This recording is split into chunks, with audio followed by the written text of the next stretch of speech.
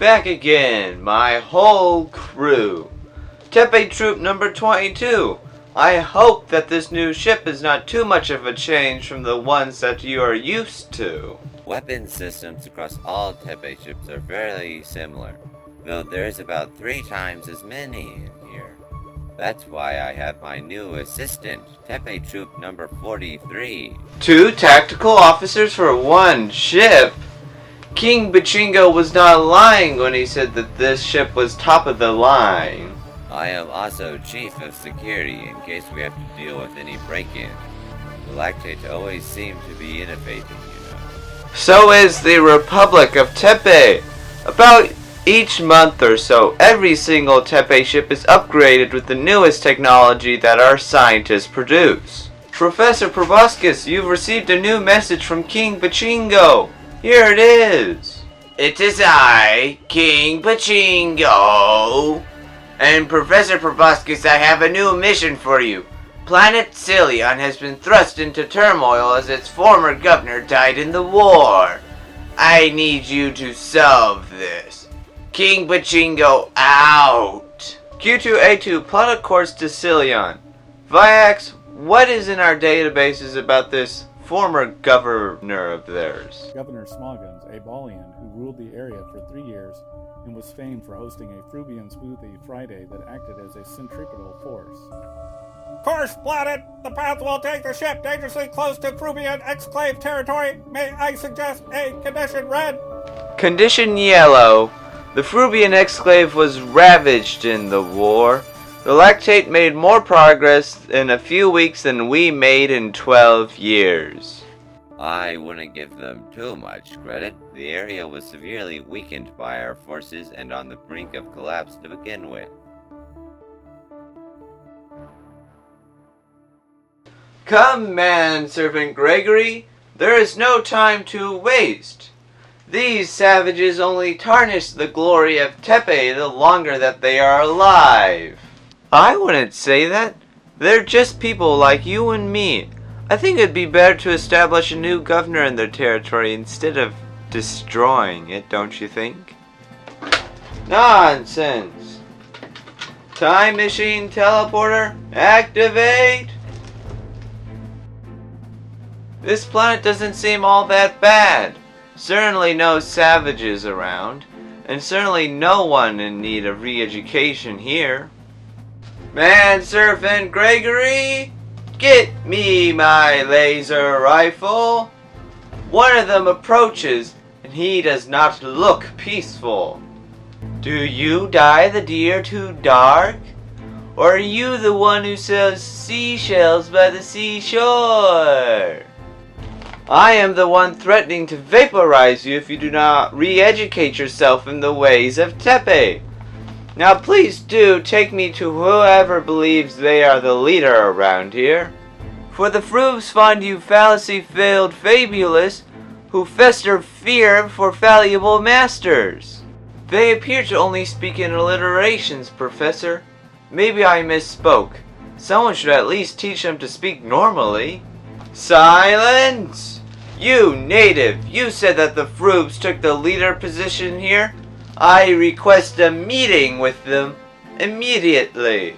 The Frubes who eradicate evil and error and express that standard is to be used state that Tepeans are too terrible to trust.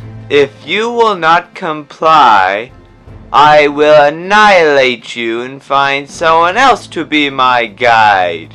Is that understood? Professional pumpkin pickers are prone to pick the plumpest pumpkins. Bureaucratic baboons babble only to open up our old wounds to profit. Attack! This is a great many of them.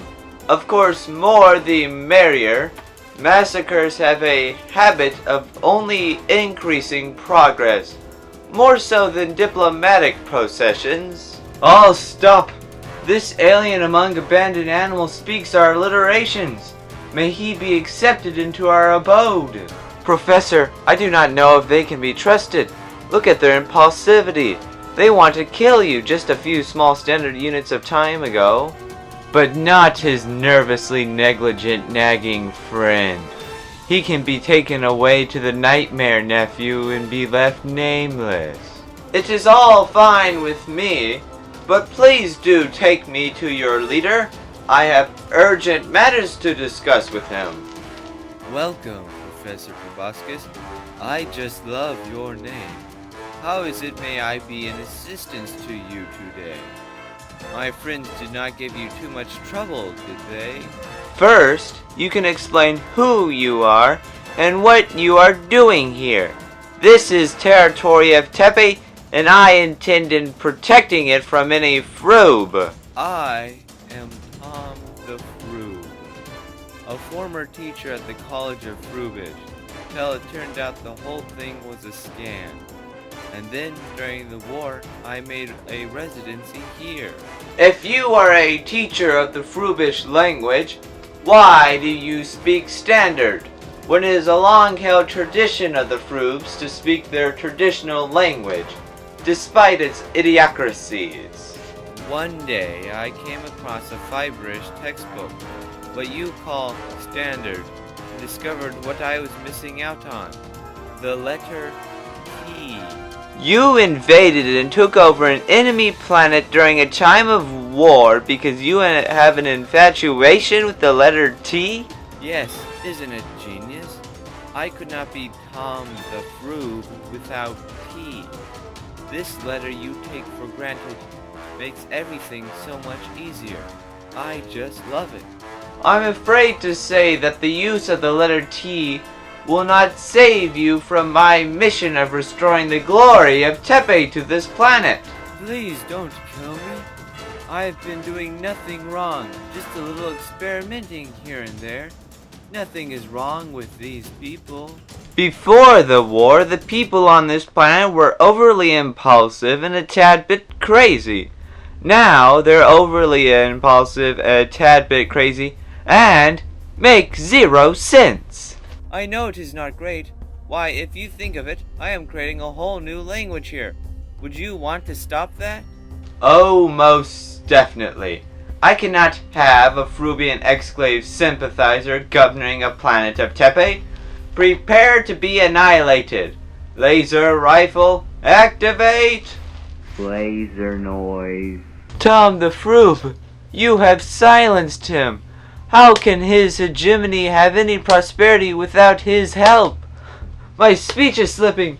What is happening? You are a monster. We must avenge Tom the Froob, for without him we can no longer speak how his wisdom taught us to.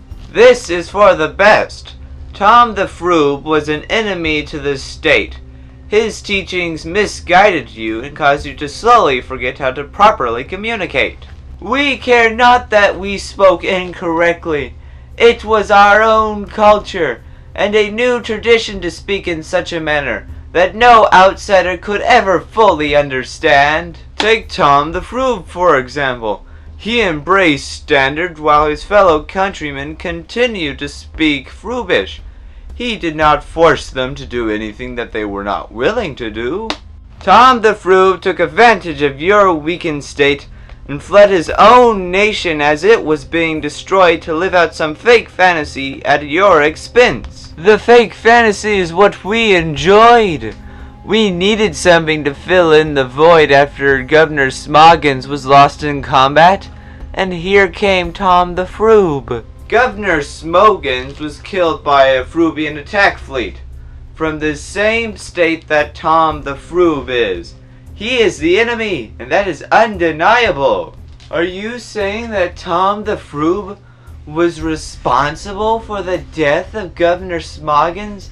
That he killed him so that he could take advantage of us and bend us to his own will? Why, yes.